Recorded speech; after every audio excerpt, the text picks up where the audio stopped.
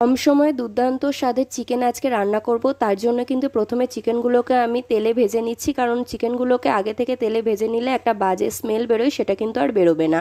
তো তারপরে কিন্তু আমি আজকে খাসির চর্বি দিয়ে চিকেনটা রান্না করছি, তাই জন্য কিন্তু ম্যারিনেট করার জন্য আমি সর্ষের তেল, পেঁয়াজ কুচি, আদা রসুন, কাঁচা লঙ্কা বাটা, ধনের গুঁড়ো, কাশ্মীরি লঙ্কার গুঁড়ো, লবণ আর হলুদ দিয়ে ভালো করে চর্বিটাকে আমি ম্যারিনেট করে রাখছি। তারপরে কিন্তু একই তেলে আমি পেঁয়াজটাকে ভেজে নেব, আর তারপরে তেলের মধ্যে গোটা গরম মশলা দিয়ে ম্যারিনেট করে রাখা চর্বিটাকে কিন্তু ভালো করে একটু কুক করে নিচ্ছি। তারপরে কিন্তু মিশিয়ে দিতে হবে টমেটো কুচি, আর তারপরেই কিন্তু দিয়ে দিতে হবে ভেজে রাখা চিকেন আর পেঁয়াজ কুচি।